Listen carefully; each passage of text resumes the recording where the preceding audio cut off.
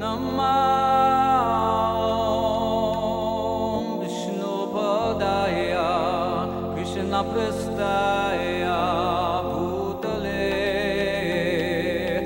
Srimate Bhakti Vedanta Swamin Ite Namani. We were driving up to La Cienega Temple. It's 1969, and I had gotten a book and went to the temple, and I decided that once I ate prasadam, that was it. This is my kind of religion. No, and we also chanted to the beach, and it was just divine. So I wanted to be a devotee, but I was 13 years old, and I was living with my parents, and my father was a Marine. My brothers were all, So, and he knew everybody in town because he had a carpet store on Forest Avenue. So, yeah. Anyway, I wanted to see Prabhupada. And a devotee, a very wonderful, student from Emerald Bay, his name was Kevin Spencer, who later became Shuddhi Das. We met at a Sunday feast, and one day he said, I'm going up to see Prabhupada in LA. Do you want to come? So I had to lie to my parents and say I was going to a friend's house or something. And we drove up to LA. Okay, so now we get to the temple, and there's a little rose garden out in front. And all the devotees lined up, and I also lined up. And then Prabhupada pulls up in a VW bug. He gets out, he walks down, and he was touching different people on the head. He didn't touch me. But he went inside the temple room. Temple's packed. It was just beautiful. And the certain devotees really impressed me, and one was Vishnu John and Shalavati. Those two are like, wow, who are these? Wow, they're just dynamic, yeah. And she was very serious. And so Prabhupada comes in, and he sits down on the Vyasasana. And I had been reading one of his small books. The first book I got was A Back to Godhead, 1969 issue, with Lord Nrsingadev on the cover. And it's funny because I always loved Nrsingadev. But, and my name's Bhayahari, which means Krishna delivers you from fear. So then the second book I got was Who is Crazy and Reservoir of Pleasure, with the Govinda Dasi and Garsundar. Yeah. So in that book, it describes the qualities, the ecstasies of a pure devotee. Crying, trembling, stopping as though being dumb, and so forth. So I'm sitting there, I'm looking at Prabhupada, and I thought in my mind, he's a pure devotee. He should show me some symptoms. And as soon as I thought that, Prabhupada was sitting like this, and all of a sudden he starts trembling like this. And then he goes,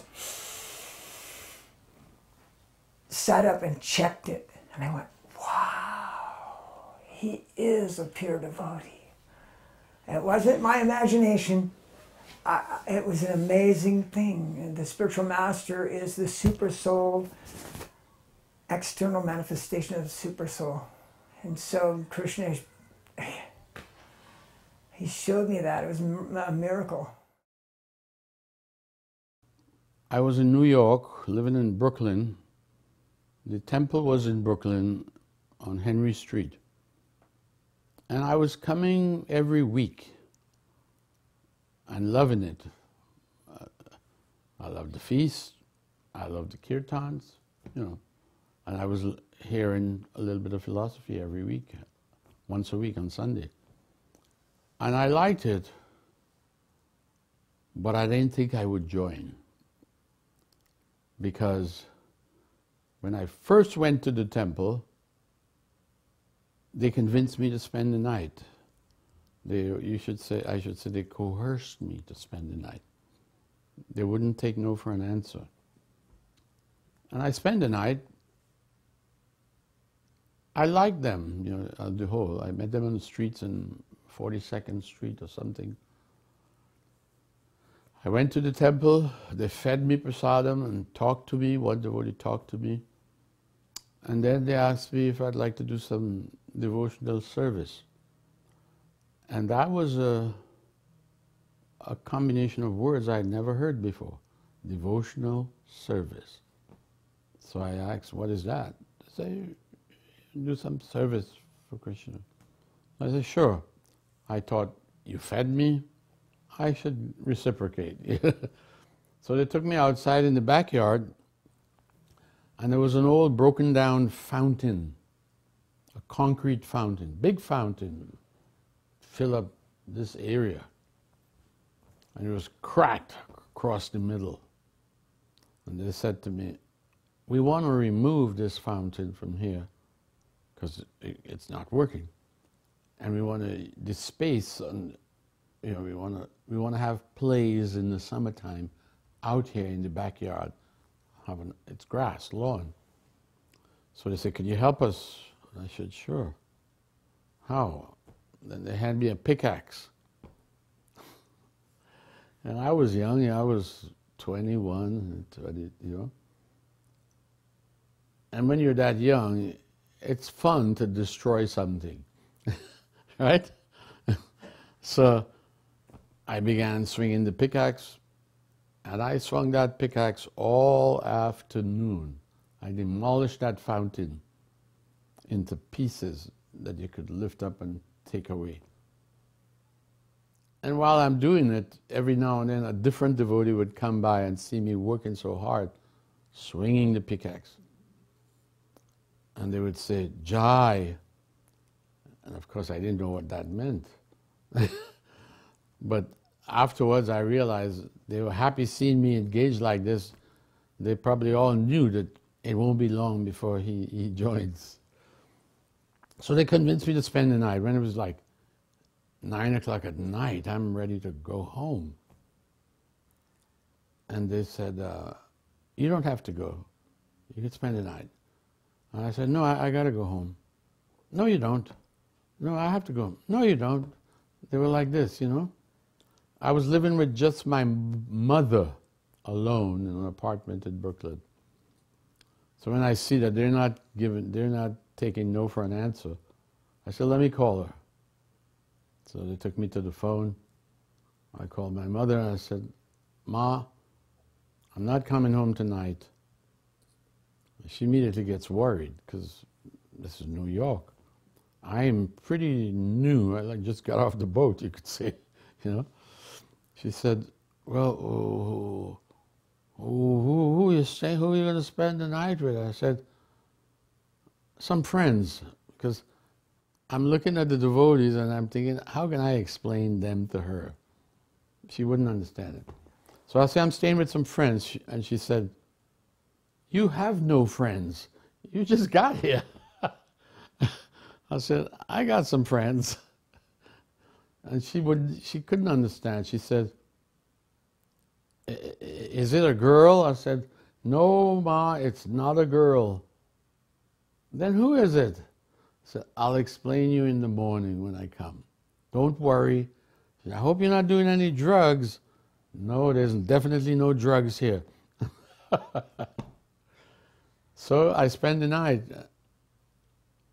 And then they came to wake me up at 4 o'clock in the morning. And because I had never swung a pickaxe in my life, and I had been swinging it all afternoon, in the morning, my whole body was aching. Not just my hands, my legs too, because you use all the muscles when you're swinging a pickaxe, you know, even here, everywhere was in pain. And they wouldn't let me sleep. I'm like saying, hey guys, have a heart. I'm tired and I'm sore from swinging that pickaxe. They didn't want to hear that. You got to get up. So I made it up and I went downstairs and I got through the morning program. They gave me some beads, taught me how to chant. And I'm so tired, I would go sit down in the temple and lean up against the wall. And of course I would nod out, start nodding. And they would come over and say, get up. You can't see. Anyway, I made it through the morning, then they give me prasadam, breakfast, and I told them, okay, I'm going home, I gotta go. And when I left, I knew that I would come back to visit, but I knew I'm not gonna move in and live with them like the way they live. So then after a few months or something, I came to the Sunday feast, and they told me, Prabhupada's coming, he's at the airport. No, I didn't know who Prabhupada was. Everyone was always saying, Prabhupada said this, Prabhupada said this, Prabhupada said that. Every facet of life, they had, Prabhupada said something about it. And that's how they lived, you know. And that, to a newcomer, an outsider, you noticed that and you thought, that's pretty a little odd. But anyway, he's coming. So I thought, well, I'll get a chance to see and hear him. So I went in the temple room and I sat close to the Vyasasan, so I can have a ringside seat. Like, if he's sitting there, I was there. And I thought, I'm going to sit here and nobody's going to move me, and I'll catch every word. And Prabhupada came and he spoke. And I was glued. I was just, when I left the temple that night, all I could think was, I'm going to have to join. All the reasons why I wasn't going to, they weren't so important anymore. You know, rising early, shaved heads, and all this stuff. Those were all reasons I was thinking why I wouldn't join. But when you hear Prabhupada, I was convinced. I thought, I'll probably never meet anyone like him again. My assessment of him was, he was the real deal, you know. He was so pure, so knowledgeable, and he had it all. He was a complete package. In his talk, his lecture, he made you laugh for a moment. He just explained. So then it took me a few months, maybe 2-3 months more, before I actually made up my mind, quit my job, moved in the temple. Okay, 72. 72, I started coming back to the temple, and the temple president at that time was 2 disciples of Siddha Sarup. And they invited Prabhupada to come down from LA and give a lecture. And there was one of my high school friends also became a devotee, and Tri Bhuvanath, Tri Lokesh. So his father was a printer.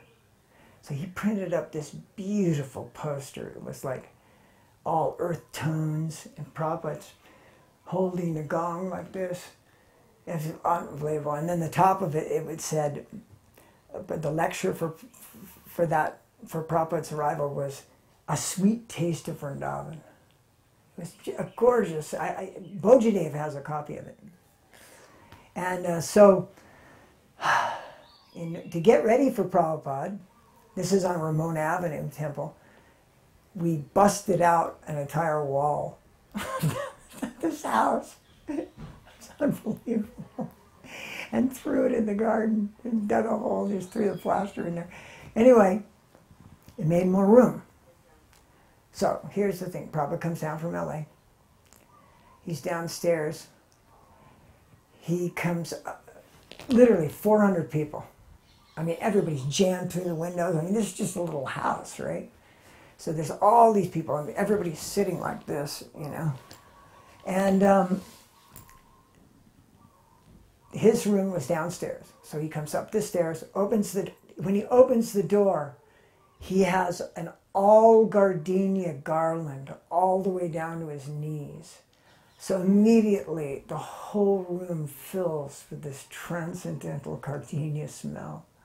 It's wonderful. So Prabhupada comes in, he sits down on the Vyasasana, and he picks up the kartals and he starts chanting Jaya Radha Madhava.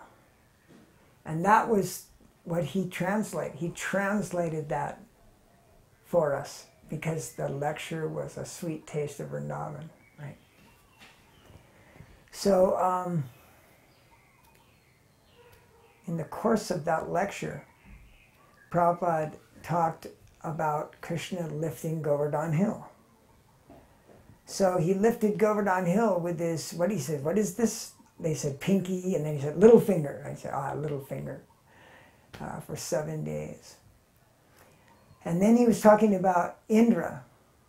And he said, so Indra, who's in charge of the watering department, and immediately I giggled. Like, I mean, you can hear it on the tape.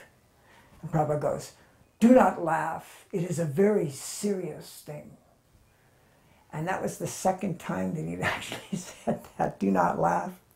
There was earlier, a bunch of devotees came up from Laguna to get initiated. One devotee's name was Asura Kulanasana. So it was very humorous. Prabhupada was saying, so, hey, I see your name is Asura Kulanasana. And he says, do you know what that means? And he goes, no, Prabhupada. He goes, it means that Krishna is the killer of demons. He says, do you know what is a demon? And Asura Kulanasana goes, Karmi? And all the devotees, and Prabhupada laughed. He said, yes, karmis. And he looks over at Swarup Damodar and he goes, and scientists. So it was really, it was hilarious. So it was very funny. So the next devotee comes up, and I had my spot. You know, Prabhupada would be right here in the old temple room, and I'd always get right there about 4 feet away on that side. And so the devotee walks up, he says, so how many rounds a day? And I go, the whole room is absolutely silent. You could hear a pin drop. And Prabhupada, I didn't hear him say it, but I got it. Bojadev told me, he said, do not laugh, it is not funny. Of course it was not funny. And I don't even know why I laughed. It was just because everything was so humorous up to that point. And I was 16 years old, just a dummy. I laughed. So Prabhupada said that, but you could hear a pin drop. And then Prabhupada, he didn't turn to look at me. He didn't even waste that time. He looked out of the corner of his eye at me like this. And he went, Hare Krishna, like that, in the whole room. Hare Krishna, Hare Krishna, Hare Krishna. And I just went, like those droopy cartoons, you know. It's unbelievable. It was horrible. But anyway, I always try to understand that, you know, why Prabhupada was blasting me. And I felt really bad about it for so many years. And then I heard that if the spiritual master cares about you, then he chastises you, and that made me feel so much better. I remember the talk, all I remember of the talk, he was explaining what is a first-class man, second-class man, third-class man, fourth. I'd never heard anyone describe it, you know? And he said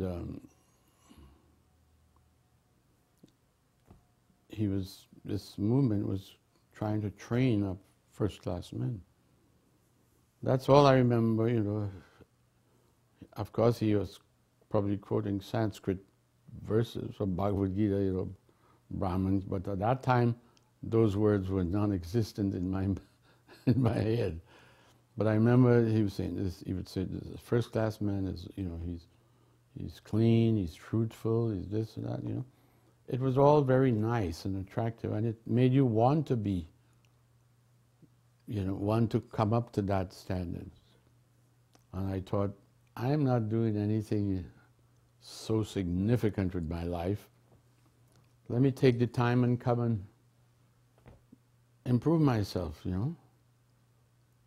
And so the first person I told was my mother. I was living with my mother and my younger brother and younger sister. They had come to America after me. Maybe a few months after I came, they came. So when I told my mother, you know, she wanted me to come to America to be with her. She was alone in New York.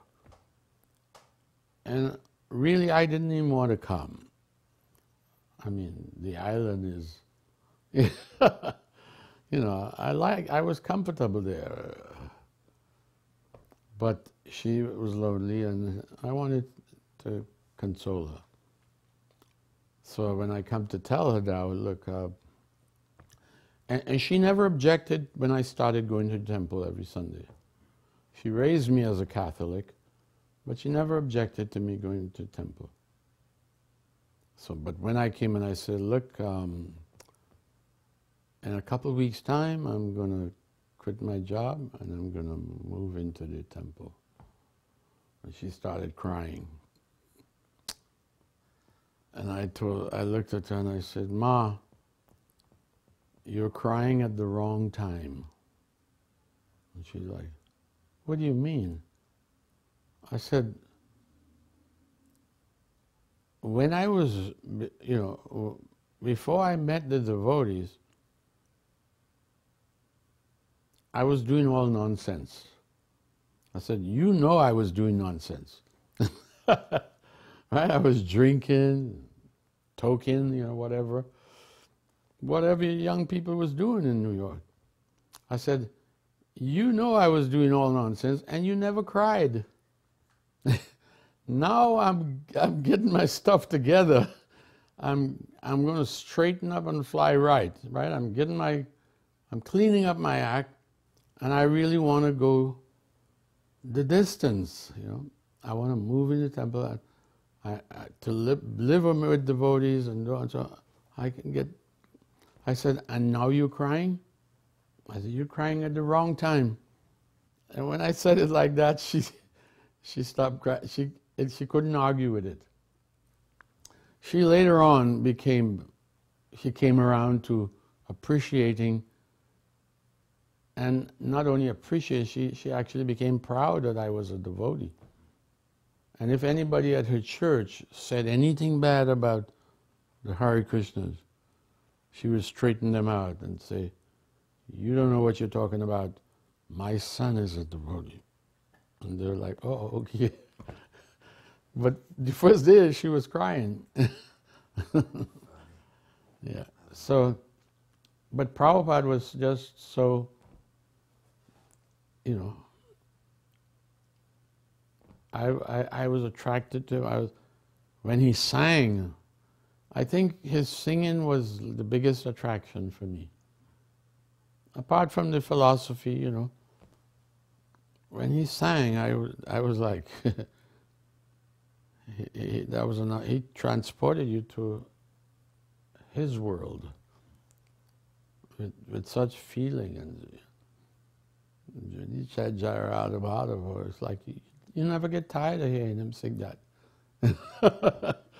because he really got into it. He entered that he would say this song, Jayarada Madhava. He said the whole spiritual world is in it. The residents, it glorifies the Jamuna, the cow, the the cowherd boy, the gopis, Krishna, Radha, everything. So, and that was easier for me to access, him singing. Not that I didn't enjoy his philosophical talks, but sometimes some of it would go over my head. But I would get something out of every time he came, the few times he came while I was in New York, and the few times he came when I was in LA, I mean, I loved it all. But his bhajans, after I became acquainted that there was recordings of him singing bhajan, well, I gravitated to those right away. I think Golden Avatar was putting them out, and I would be literally blown away by what he was doing. You know, it was so pure and sweet, you know, melodic. His harmonium playing, his singing. I don't think I've heard anyone play like him in all the years I've been at the. He had his own style. So back to the 72 lecture. He finished the lecture. When he first came in, he also said, he sat down in the outside and said, he looked around the room, all hippies, you know. And Prabhupada looked around them and he goes, very nice, so many devotees. And I thought at the time, like, really, the devotees? And that the pure devotee, he has that vision that everyone is devotees, and they all came to see Prabhupada.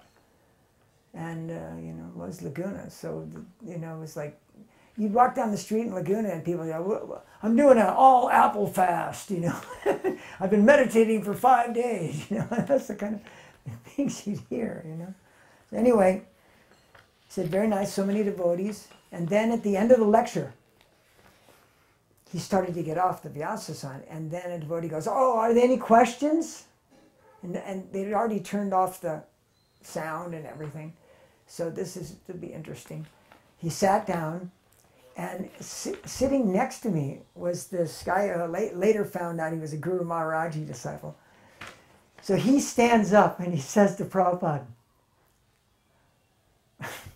are there any more than one person in this room?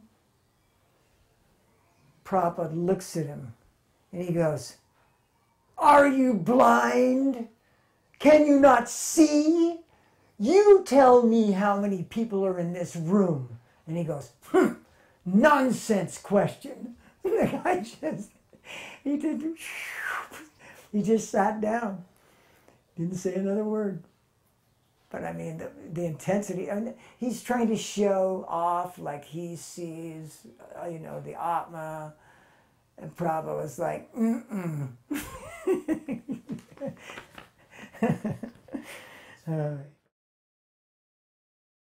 Srila Prabhupada came to the temple again. He came to the temple again, and after I had moved in.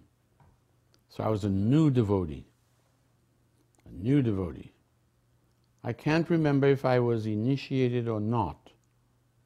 I think I was probably initiated first. He was not physically present when I got first initiation, but he had a sannyasi, Rupanuga Prabhu, old devotee.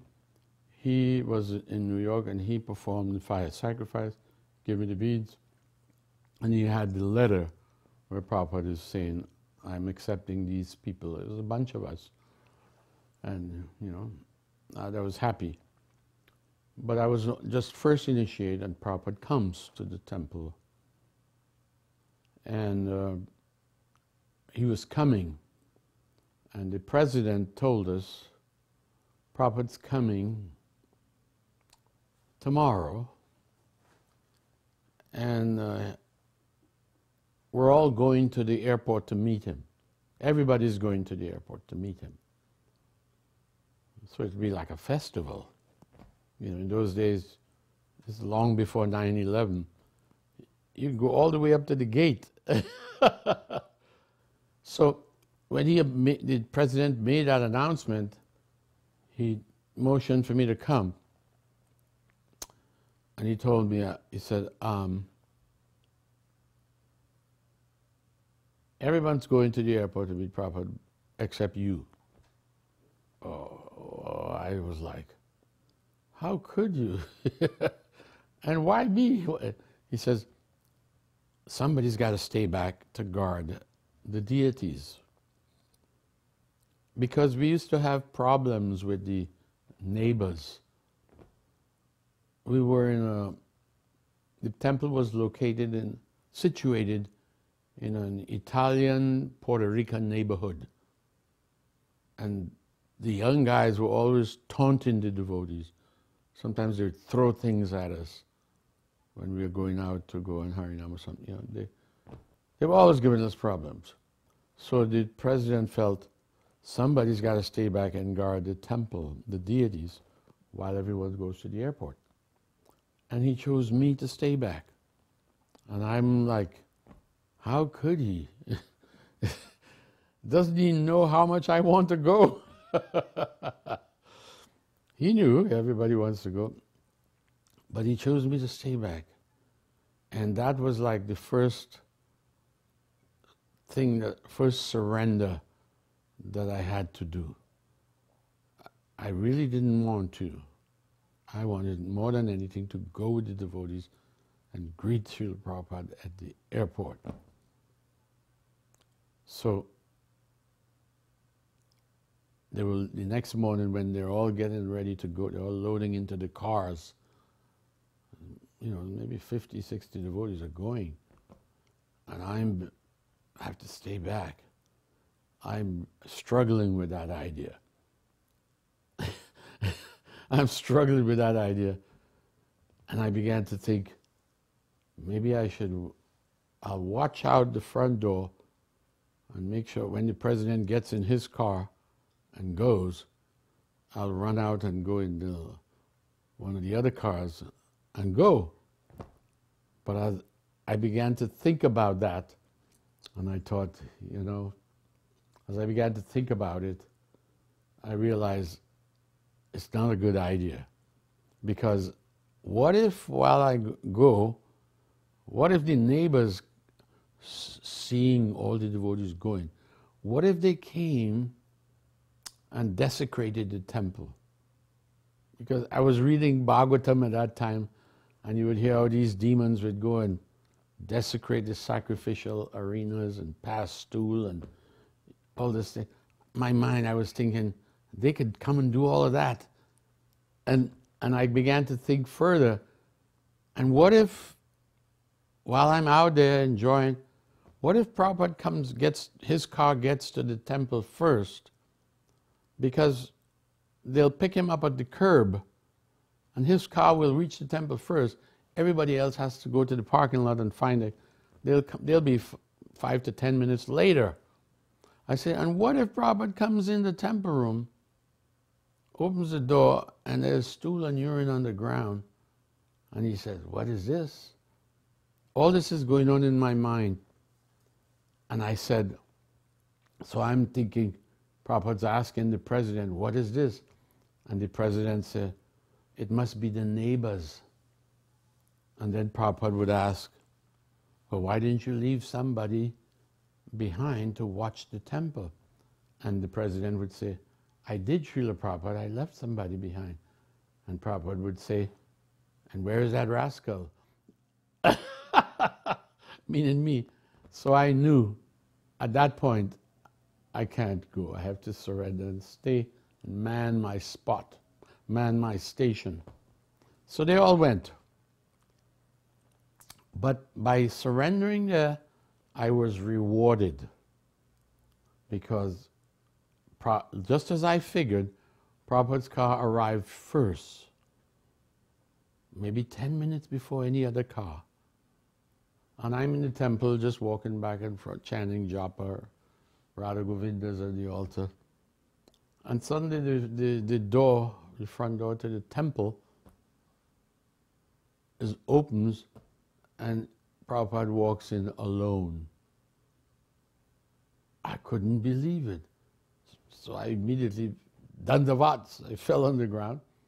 And he got up and he walked slowly, come up front, stand in front, taking darshan of Radha Govinda. And I'm just watching him. I'd never been, and I'm alone with him in the temple room. That's in itself, you know, kind of Unique. He walks back up and he goes and he sits on the Vyasasana. And as soon as he sits down, the other people who were in the car with him was the president of the temple, Prabhupada's servant, Shrutikirti, and two sannyasis, Kirtananda Swami, and I can't remember who the other one was. Well, what happened was the president had brought all of them into the Pujari room and given them something to do. So they all come walking out. Somebody's got a pitcher with water and a basin. Someone's got a towel to dry his feet. Someone's got an archery tray. Someone's got a garland.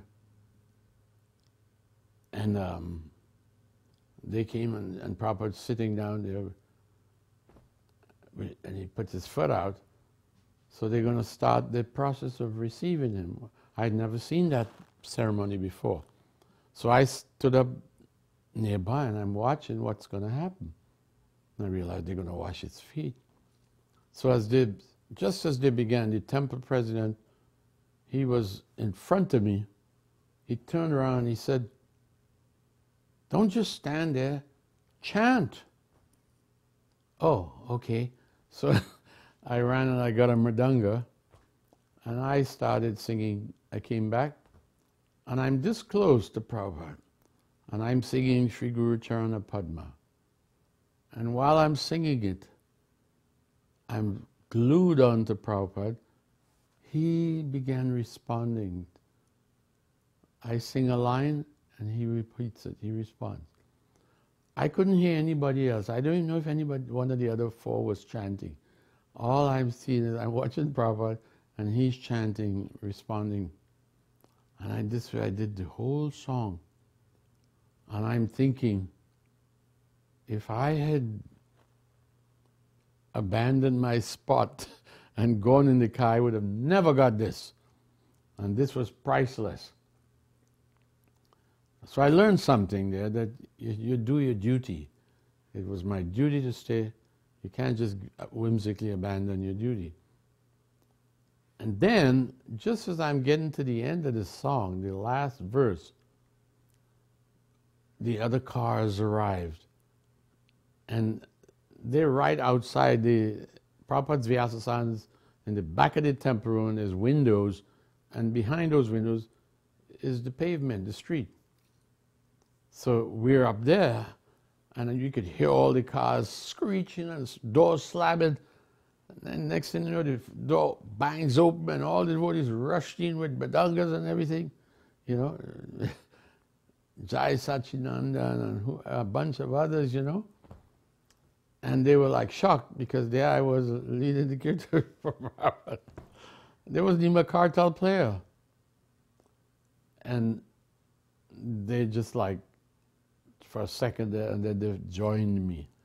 They joined me, and then I picked up the tempo of the kirtan, and we had a big kirtan, you know, like a rip-roaring kirtan for Prabhupada. And it was just wonderful. That was my first time chanting for Prabhupada. Dallas Gurukula. I was there. And beautiful temple, beautiful deities. So Prabhupada came, and all the children are there. So first thing he does when he walks in, he sits on the Vyasasana and he goes, "Where is Aniruddha?" And Aniruddha, of course, is the son of Pradyumna, Panditji. So here comes Aniruddha.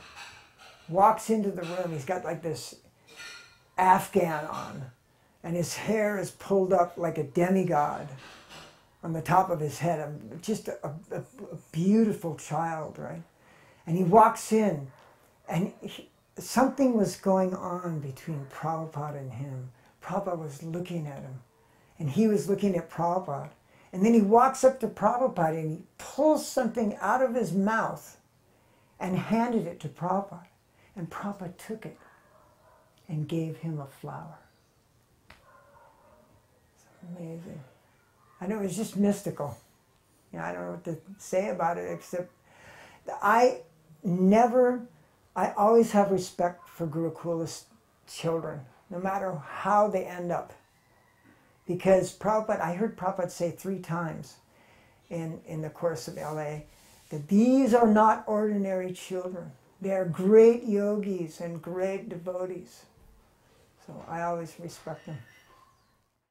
It's Guru Puja time in Bombay Temple.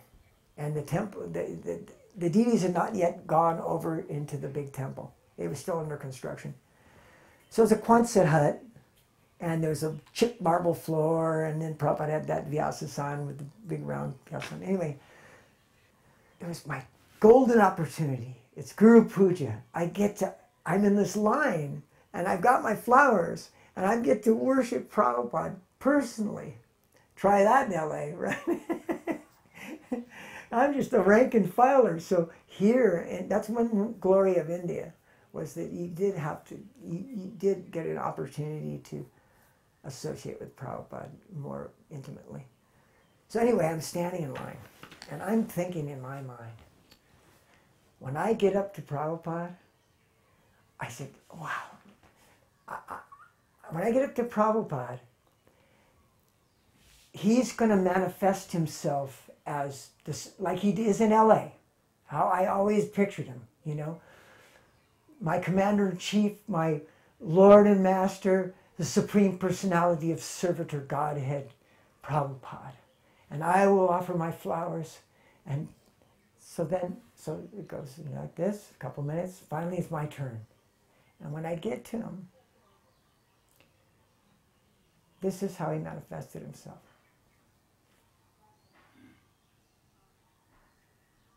The most humble person. It struck me that he doesn't want me. He doesn't want anything from me. No, in the material world, that's one reason I became a devotee, really, is that I realized nobody loves me. If I got something, you know, if I got some pot, then they'll be, oh, there we are over at my house, or something, you know what I mean? And it was so frustrating. But here, Prabhupada, he doesn't want anything from you.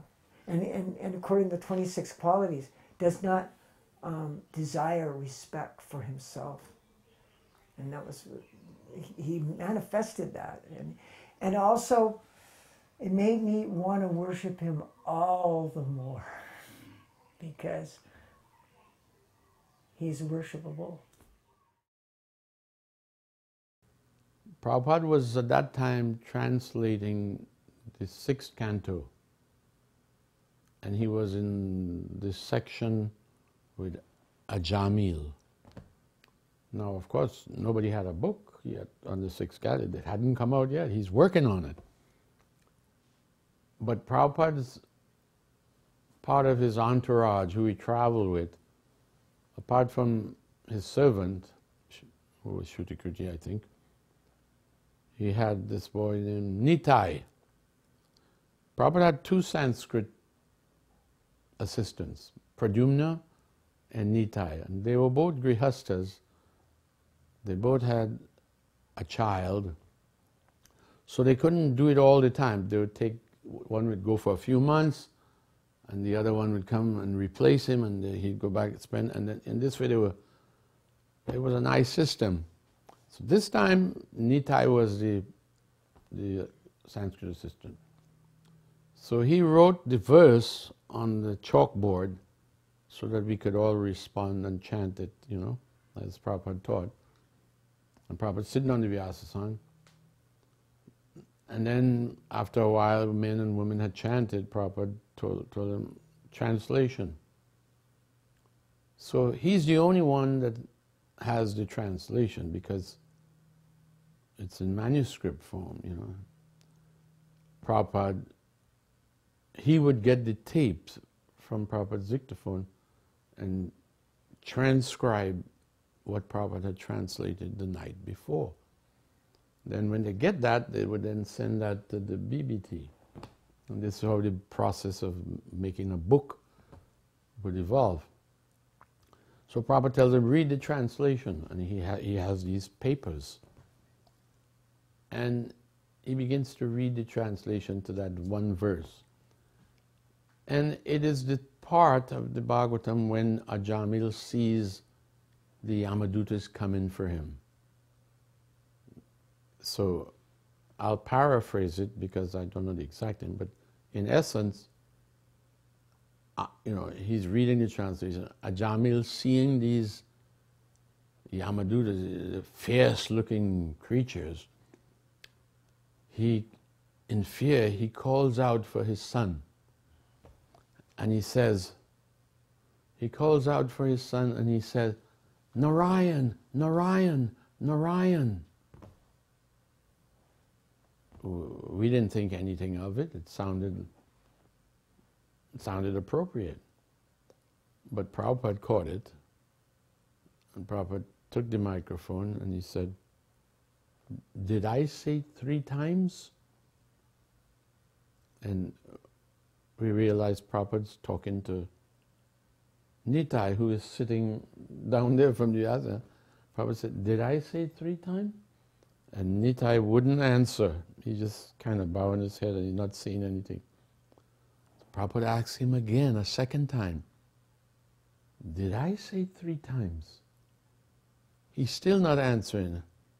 And we realize there's something wrong here, something going on, but we don't know what it is. And then Prabhupada leaned back in his Vyasasana and he says, I did not say 3 times. So this is the 3rd time. At that point, Nitai confesses. He says, no, Prabhupada, you didn't say 3 times. And then Prabhupada said the most wonderful thing. He leaned forward in the Vyasasana and he said, why 3 times? Once is sufficient. And when he did that, his hand was like a mudra. Once is sufficient. The whole temple erupted. Hari Bol!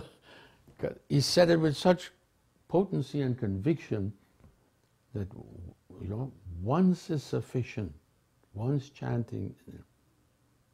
He said, why 3 times? And the whole thing made sense. And then Prabhupada showed a side of compassion, a side of him which is compassionate. He could have ripped into Nitai and blasted him, but he didn't. He just said,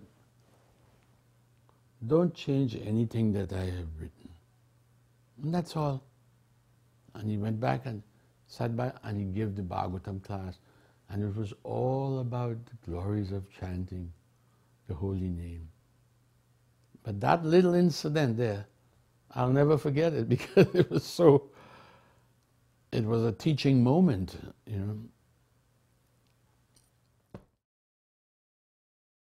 Prabhupada's in LA.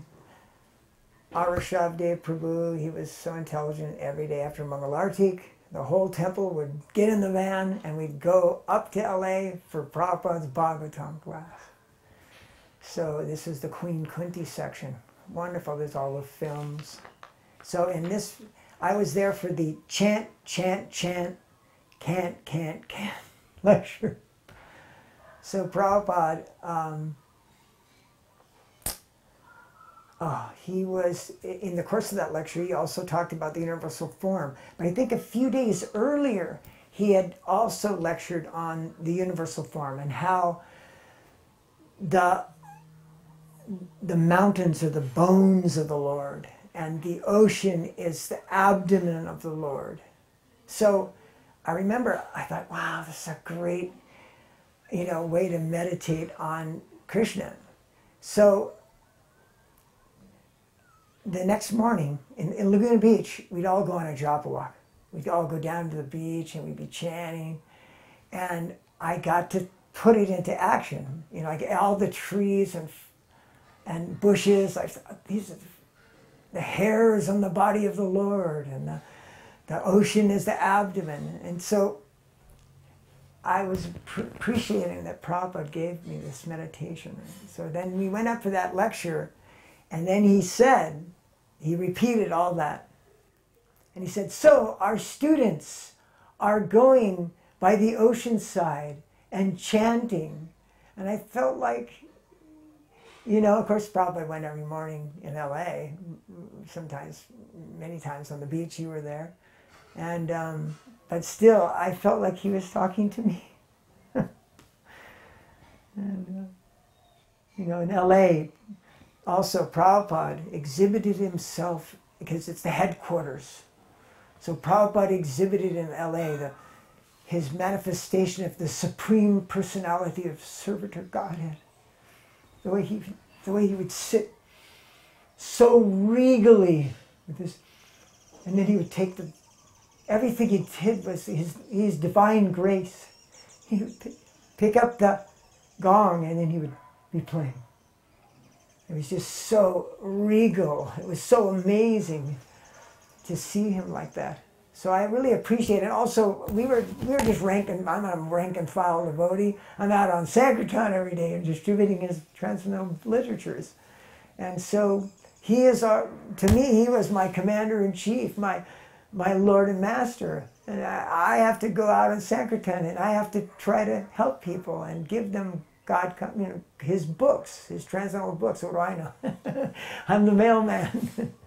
So anyway, he gets to that point in the lecture. Now it's humorous.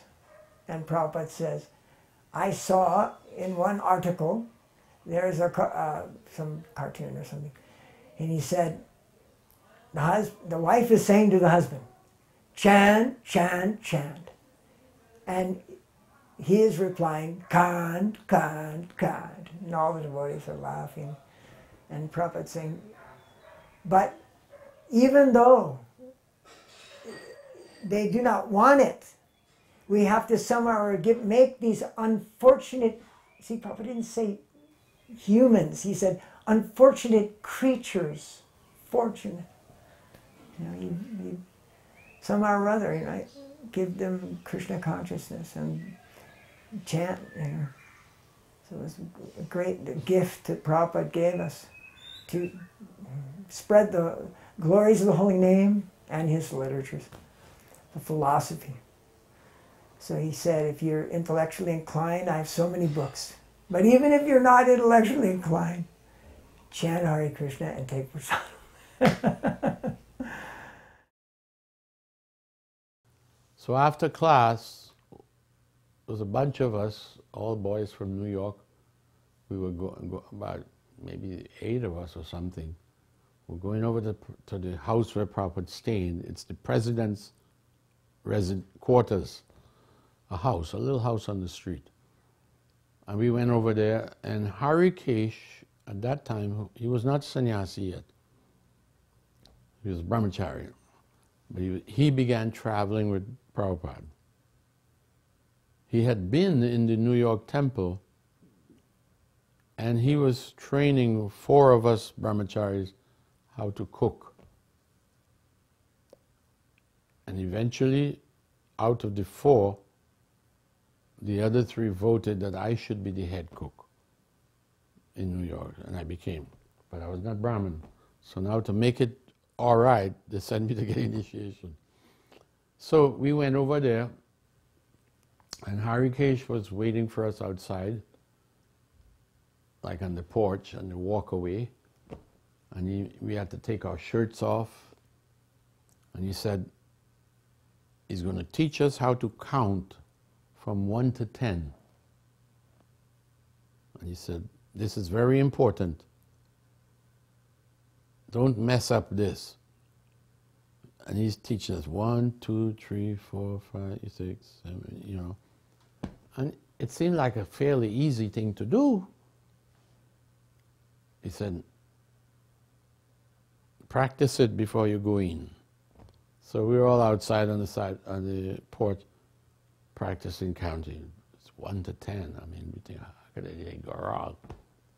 The first devotee to go in, front of the line, one of my godbrothers, he goes in, and in like 2 minutes, he comes out looking like he'd seen a ghost. This is funny, but it's at the same time, he comes out like this, like he'd seen a ghost. Nice devotee. His name is Pankajanaba. Means lotus navel. A nice name of Krishna. He comes out like he's seen, and we all said, "What's wrong?" And he said, "Prabhupada called me a mudha and told me to get out." Well, we just like, we can't believe it. Why? He says, "I got into Prabhupada's presence and I couldn't count from 1 to 10. Simple thing, huh? But I understood he was mesmerized by the presence of Prabhupada. Prabhupada's presence was powerful. You know, it's what I remember when I tell this story, I tell the devotees, it's like when Krishna went to Vidura's house and Vidura wasn't home, and the wife invited Krishna in, and Krishna says, "I'm hungry. You have any prasadam?" And she said, "No, everything's gone. We washed the pots already." And then Krishna says, "I see you have some bananas over there. I'll take some bananas." So Vidura's wife got the bananas, and she's so enamored, you know, with Krishna's presence. You know, Krishna has come in your house.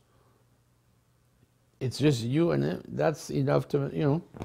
So what she's doing is she starts, rather than just handing him the bananas, she takes one and she starts peeling the bananas, and in her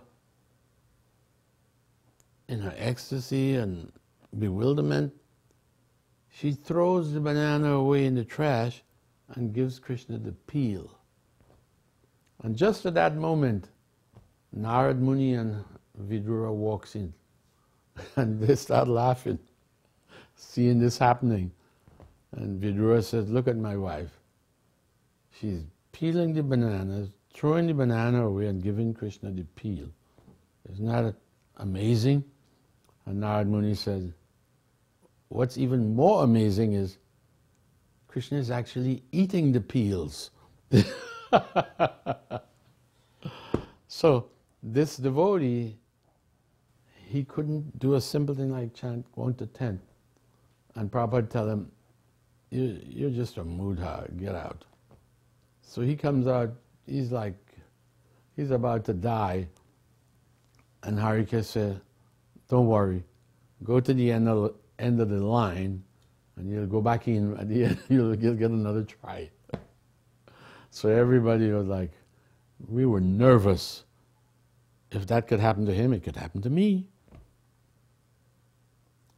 And I went in, I was like the 4th person going in, and paid my obeisances, I sat down close to Prabhupada, and he's on a mat on the floor. And the first thing he asked me is, "Do you know how to count from 1 to 10? And I said, "Yes, Prabhupada." He said, "You do it like this." And he begins to show me how to count. He goes 1, 2, 3, 4. When he gets to 5, he knew that I wasn't paying attention. And I wasn't. I stopped looking at his hands.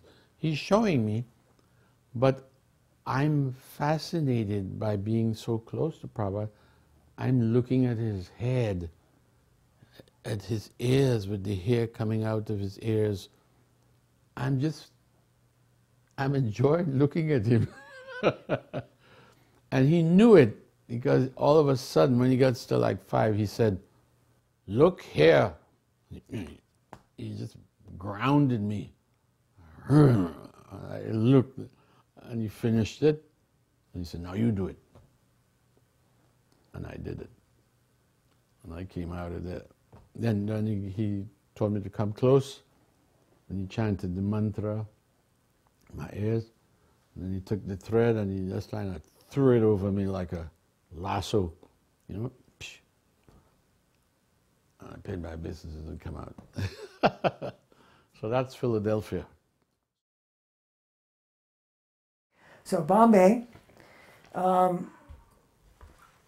Prabhupada's, okay, I went out on life membership with Giriraj Maharaj for just a couple of weeks, but we went and saw this one man, and he was a follower of Gandhi. So he was very, very sincere and very sentimental.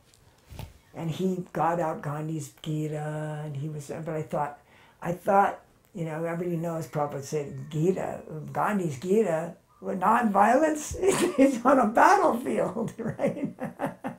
Spoken on a battlefield. How can you know? So Prabhupada had his certain things to say about Gandhi's philosophy. Krishna consciousness, Arjuna was a warrior. So anyway, I thought in my mind, this man is so sincere. If he could just meet Prabhupada, Prabhupada would set him straight about Gandhi, and he would understand the philosophy, right? So a month or two later, Prabhupada comes to Bombay. He's up in his room. And then he goes up in the morning and does a little japa walk on that very small rooftop. So I'm across at the Brahmachari roof, and I saw Prabhupada's walking with all the devotees. And I saw that man. And Prabhupada is talking to that man. So I thought, wow, I got to go over there and see what they're talking about, right? So it was my heart's desire that this man meet Prabhupada and that he should get... So as soon as I run up the stairs, I finally get to the roof. The door's open, and as I'm coming up to the door, Prabhupada's walking with this man like this.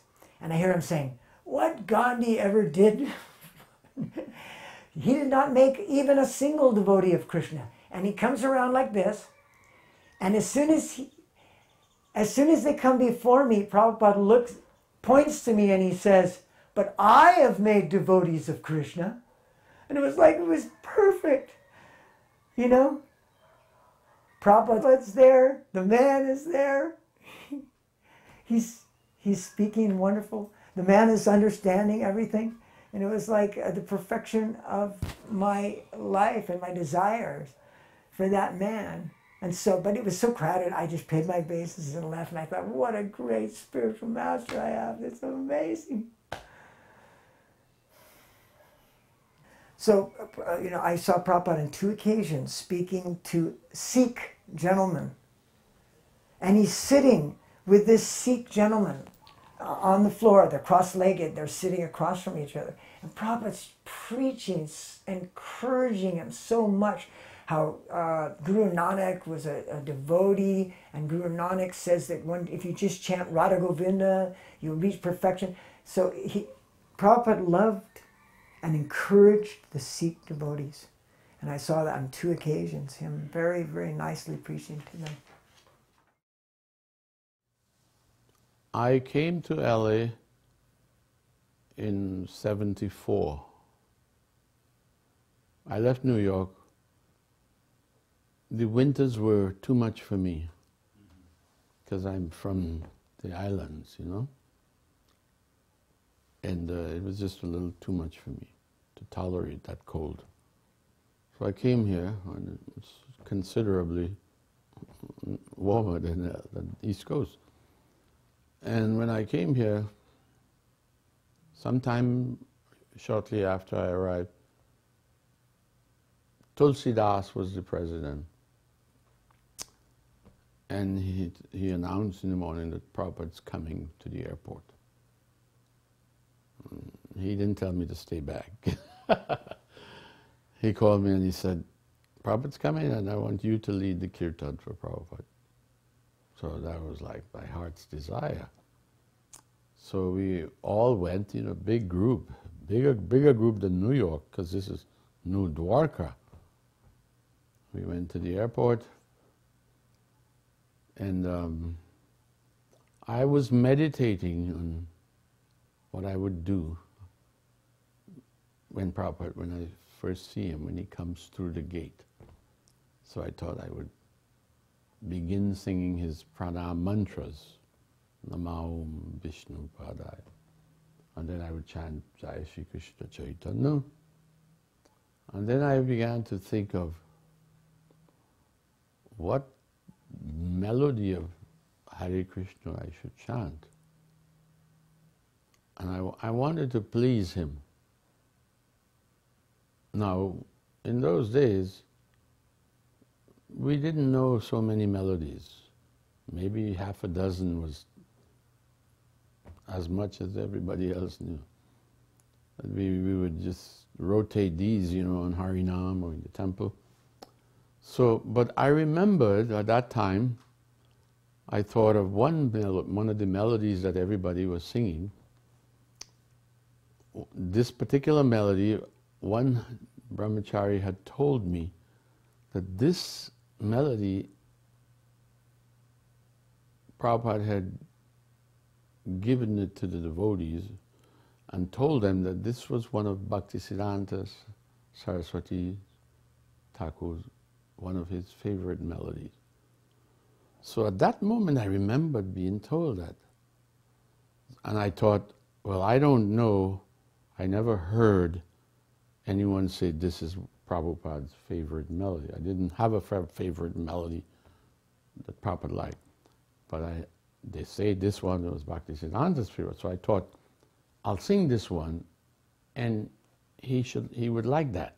He'd be pleased, because it's his guru, So I had it all fixed in my mind what I'm going to do while we're waiting, And as Prabhupada comes through the gate, the devotees they made an aisle for him to come through.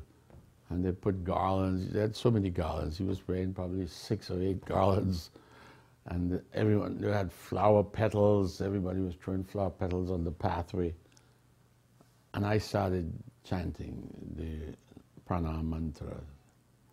And just as Prabhupada's passing me, I'm chanting Shri Krishna Chaitanya Prabhu Nityananda. And as he passes me, I got behind him. Well, the whole crowd, as he passes, everybody just gets behind, and they're escorting him out. Right? We're going out now to go to the sidewalk with the car. It's a good ways. So as I get behind him, I'm ready to chant the Mahamantra. And that melody, in my mind I'm thinking, he's going to like this because it's one of Bhaktisiddhanta's favorite. So I started to sing it, that melody. And before I didn't even finish it, I got halfway through it. Hare Krishna, Krishna Krishna, Hare Hare. Before I started the Hare Rama, Prabhupada stopped, and he's about 3 feet in front of me. Prabhupada stopped with his cane, and he turned around, and he looked at me straight in my face, looked at his eyes, and he gave me a smile, and he did his head like this, come on. And he turned around and he continued walking. And other devotees saw it too. I wasn't the only one who saw it, because I remember Danavir, at that time, he wasn't a sannyasi yet, he was resident of Dwarka, New Dwarka. He ran over to me and he said, "Did you see that?" I said, "Of course I saw it." He's right, it was for me. And but when he did that, everyone leaped in the air. It was a moment, just a moment. Some devotees tell me that Prabhupada's really approving of your chanting. This is your service. So I took it seriously like that, and I continued to chant for his pleasure. I would say to the devotees, I don't chant. I never chant to become popular or for fame or anything. That came as a byproduct. I was chanting to please him and to please the devotees, the Vaishnavas. But that came. And still to this day, I just chant for his pleasure. I was left India to get a visa. I went to Sri Lanka. And I came back.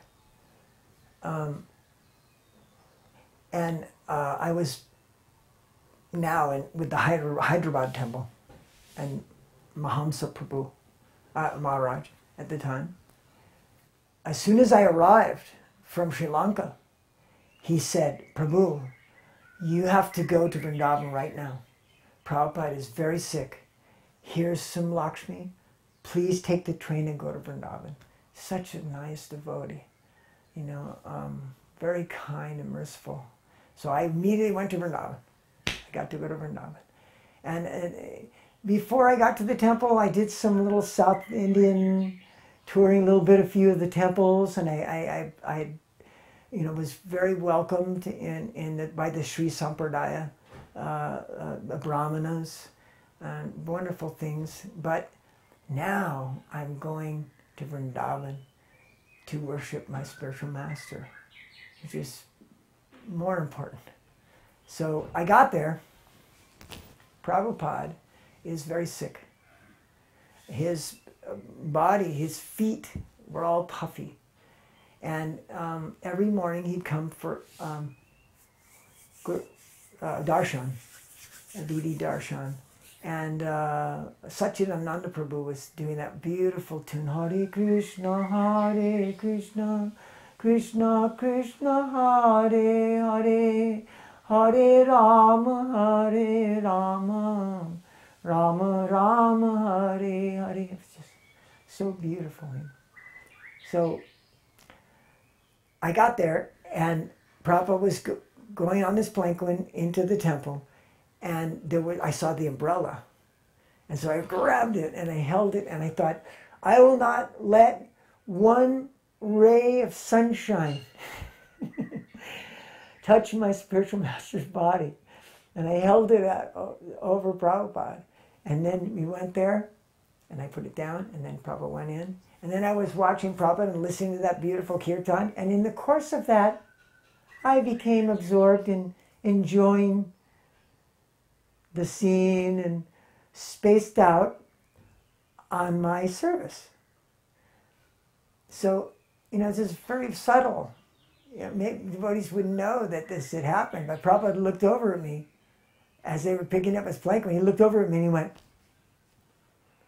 pointed with his chin, "Get the umbrella ready." And I realized, you know, it's not enough just to enjoy the spiritual master. I mean, even though it's, you know, we're not here to enjoy the spiritual master, we're here to serve the spiritual master.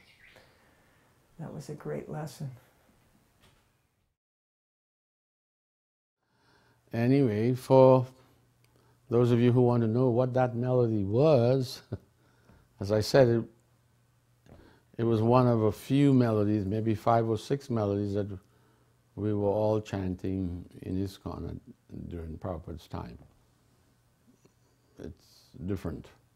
And so this particular melody, which I was told that is one of Bhaktisiddhanta Saraswati's favorite. He liked this melody. And the melody went like this. Hare Krishna, Krishna Krishna, Hare Hare, Hare Rama, Rama Rama, Hare Hare. Of the 26 qualities of a pure devotee, number 12, he is always surrendered to Krishna. You can see that in everything Prabhupada did. Just watch your memory series, and you can see the hard work that he did. Rising early, translating his books, preaching to all the devotees, managing all the temples, cleaning up all of our mistakes. All that. Completely surrendered to Krishna. Krishna is dictating to him, and he is carrying out the order. The quality of that Prabhupada exhibited that impressed me most readily was his compassion, his compassionate nature. I saw how he would look at compassionately to how he dealt with some of his disciples who had strayed, fallen away, and they come back, and he would receive them with love and compassion. We had never seen that. In fact, just to illustrate, I remember one little incident. I had gone to San Francisco from New Dwarka. It was the first Rath Yatra I had been to, the first real Rath Yatra. Because in New York, they used to have a little mini festival in Central Park. But when I came to New Dwarka, they weren't having Rath Yatras in LA.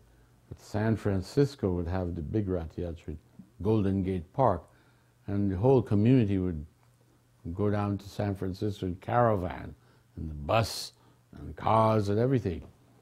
And we got there the day before Rath Yatra, and that evening, Prabhupada was coming into San Francisco airport. And a bunch of devotees went to the airport to greet him. As I said, Prabhupada coming into an airport, that meant a festival. There'd be kirtan, everything. And I was there. At that time, I was leading the kirtans. I don't know who was, somebody else was. But there were sannyasis, Vishnu Jan Maharaj was there. There were many people who were there. And as Prabhupada was making his way through the crowd, through the aisle, suddenly he stopped. And he looked to his right, he looked across the room, the airport. He looked across, and I was on his left side, and I tried to follow his gaze, wonder, what's he looking at? And I traced it, and he was looking at one young man. I didn't realize that that young man was a devotee, was a disciple of Prabhupada. He was a young man with hair, and he had come out. He had heard from the other devotees, Prabhupada's going to be here, and he came to see him. Prabhupada stopped and looked at him, and he just stopped walking. And his look was just eyes of compassion and love. And he stretched out his hand, and he said, he did like this, motioning for him to come. And that boy came, and he walked through the line, and Prabhupada took off one of his garlands. He had many, and he put it around him, and the exchange was one of love. It was so real, you know. Prabhupada had affection, and this boy had left maybe years before. But Prabhupada was so happy to see him. And he gave him the garland, and then he continued walking. So that was a little thing, but seeing that compassion and that affection in action, that was touching, you know. So that's something he always, you know, we read that the Vaishnavas are, you know, full of compassion. He doesn't even want to see, you know, he doesn't want to see an animal being hurt or killed. What to speak of a devotee or a disciple? He was so compassionate. Premadana Karuna Prachu